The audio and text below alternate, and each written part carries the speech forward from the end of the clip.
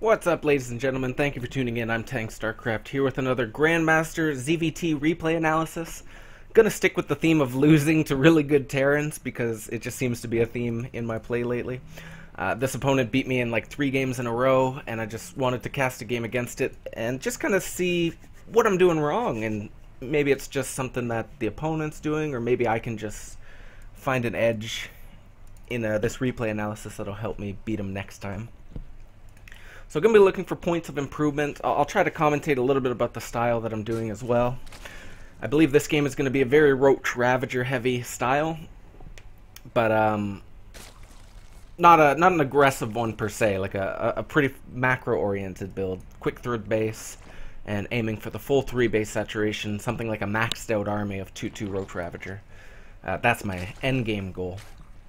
But gonna start, of course, with that hatch first, into gas, into pool. Very standard, very safe. And gonna get that Ling speed nice and early, and that's gonna help me defend Reapers and stuff like that. But pretty quickly after that, we're just gonna move into the Roaches. So yeah, 19 Overlord. And just kind of waiting here to build some Lings, the speed, the Queens. Queen, Queen, Ling, Ling, and speed. Cool. So I take out a gas there, bring those drones to the expansion, and just get right into the powering workers. And we're going to go up to 30 supply with drones, and then we're going to get 2 more Overlords, right? Queue up the next 2, and then get the 3rd base. So sometime around 3 minutes we should see the 3rd. Hopefully don't lose any drones. Didn't lose the drones, actually killed the Reaper there, so aha! In your face! But I know who wins this game. Okay, so this is the theory here with these 2 queens and queuing up the next 2 right away, and also taking out a gas. Like, you're maximizing mineral income here, and that's what's going to let you get these 2 queens and your 3rd base, like, right after. And also, you inject, and then you tumor with these initial 2 queens. So that's why you get that big, nice creep spread going really early.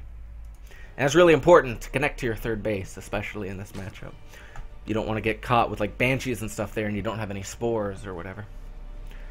So yeah, we're going right up to 36 with the Overlord on the way, and then we're going to take that expansion. Coincidentally, taking the drone with lower HP, and I think that's a good idea, because it could be killed later by something.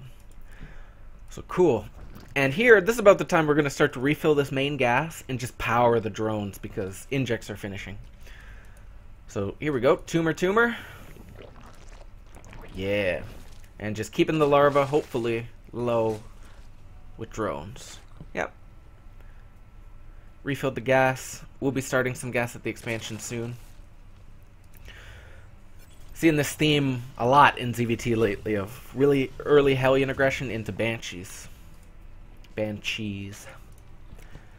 Overlords here because I got a little blocked. Should see the Roach Warren, some Lings. Yeah, a couple speed Lings just to make sure I don't get overwhelmed by Hellions or something. And also just going to poke in here with a Ling and see what's up. And of course, because he walled off. Or he didn't even wall off. What's this Ling doing? Maybe I misclicked. Either way, I'll see the Hellions, and that's kind of nice. Mostly here, though, we're just powering the drones. Saturating the expansion fully, and then taking 2 additional gas. So the reason I like to go up to 3 gas early is because I want to have the safety net of being able to build some Ravagers in a pinch, right? If he has Liberators or something, or tanks with the medevac.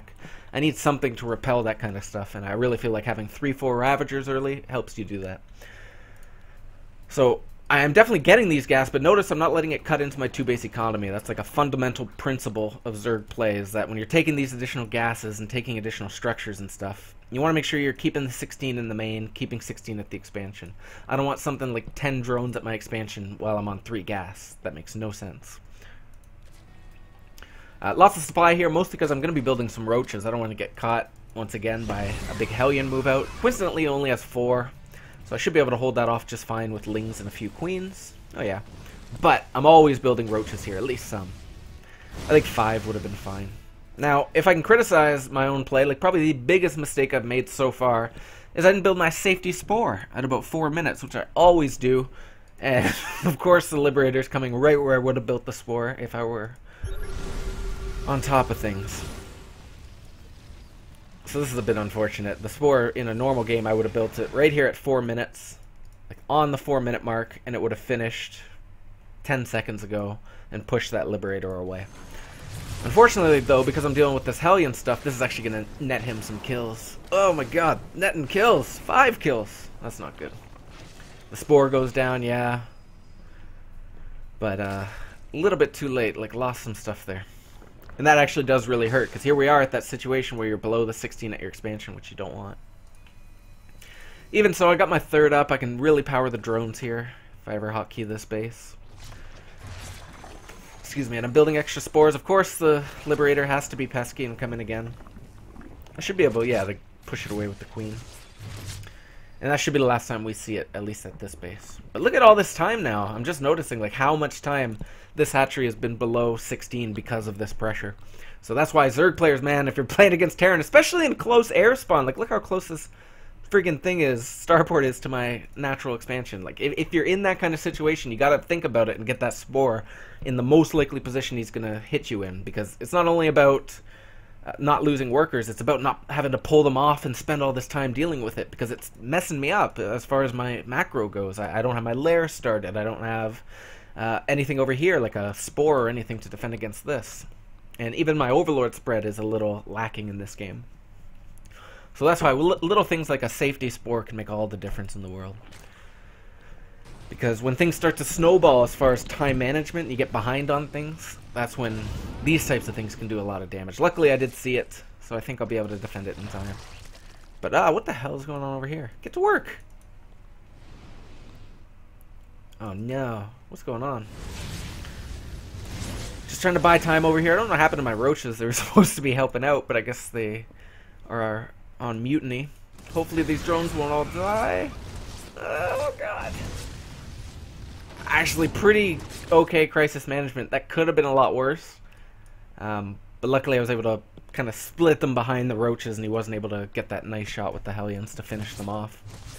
So okay, I'll take that. That could be worse. Uh-oh. Nothing over here though. You can see just by the production tab how flustered and like behind I am, and it all started with that first Liberator. Like, even the Queens are still over here out of position, not helping out. So I'm going to be really cautious in the future to always remember 4 minutes if I'm playing macro play against Terran. That's when I need at least 1 Spore. Hopefully I'll be able to keep this from being cancelled. I think I will. But even here, not being as not anticipating my opponent as much as I should be. Like, at least 4 or 5 of these roaches should be sitting in the main, and then just a couple brought down here. I just want to take another note, like, because of all the pressure Terran's been putting on, and because I haven't dealt with it perfectly, I'm behind on scouting, and I don't know that my opponent hasn't started a 3rd base, and that they're planning to do this huge aggression with like 5 barracks and a starport. If I knew that, I might not be droning quite as hard. I'd probably get the lair started, like an Evo chamber or 2, and get into roach production a little earlier. Yeah, I think I'm actually going up to 5 gas, which already might be a little much. Maybe I can get this, though. Come on, Spore. Of course, this one's not in position, though. Ah! So close. That's even annoying. That Liberator killed a larva. So yeah, you can see that Terran has cut production. Essentially for an all-in, so like full 2-base saturation with all the gas, and just all crazy production, no 3rd base. And I'm actually droning all the way to full 3-base saturation, and I think that might be a bit of a mistake.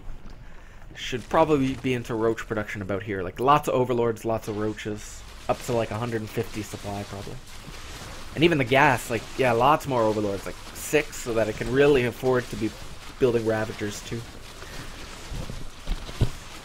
But I'm playing the really heavy macro game. I'm hoping my opponent is going for a 3rd base and playing standard.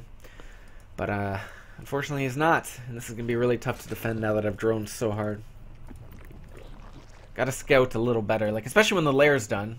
Which actually mine was very late this game. But especially when that's done, you can just oversee your scout right away. So hopefully now, at the very latest, we get into some production. We need units. We got the overlords, 4 of them. So here we go. Come on, roaches. We need them so bad. The 4th is fine. We'll need that eventually. Although if I knew what my opponent's doing... Oh, I definitely wouldn't be doing this, building more drones and the 4th. If I knew what my opponent's doing, I would probably only be building roaches. I wouldn't do the 4th even. Maybe the +1/+1. Maybe delay it. No, I probably wouldn't delay it. I'd probably just mass roaches. And when do I catch wind of this? About now. I'm like, okay, is he going to come up here and harass again? Oh no, he's doing a big friggin' push. Okay. Bring everything over here. Realize I'm way too close to supply block. I can't build all the Ravagers and Roaches I need. Even these Overlords aren't placed very well for a push. Need to pull them where they won't get killed. Oh, very cool. You can tell my opponent has really thought this out. Not only all the early aggression and like multi-pronged pressure he's put on, which is force spores and all that stuff, but even this push that he's going for in the front with the tanks, the medevacs, all the bio, he's doing this to kind of mess with my positioning. So I would love to be standing here and just throw down biles and delay this push as much as possible with my Ravagers. But because of this, I'm having to force, like I'm having to pull some stuff up into my main to avoid losing all my workers. Again, this is a mistake to pull them all, but either way, it's a good tactical play from my opponent. And what's this going to do? Yep, give him that opening to move up this ramp uncontested. And with the stim, yep, he's going to secure the perfect positioning. And even this is really nice. Like, this Liberator's kind of standing where I can't really bile because all my stuff is there. So, bit of a Overlord rally error there.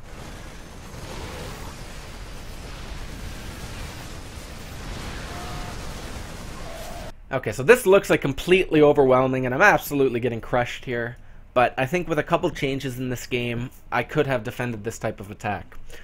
Change number 1, Spores positioned to deal with the likely spot a Liberator will come in. Simple. 2, placing units in the main and just spreading them out a bit better, my Roaches and stuff, so that Hellions dropping into the main, and third, I'm not so flustered by it. I can just have a couple here, and not have to run them all around like crazy, because that takes up time. And even using those 2 Queens that were sitting up here for so long, if I just use those as part of the defense against the Medevac and Hellion, that would have helped too. And then ideally, maybe just scouting with the Overseer a bit earlier, or at the very least getting into production a bit earlier if I don't know that my opponent has a third, because you don't want to get caught completely overwhelmed like this. If this game goes longer, and I'm on this type of economy, obviously I'm going to way outscale the Terran player. But you can't outscale if you're dead. That's the moral of the story. So thank you guys for tuning in. I hope you enjoyed this replay analysis. I'm Tang StarCraft. Have a great day.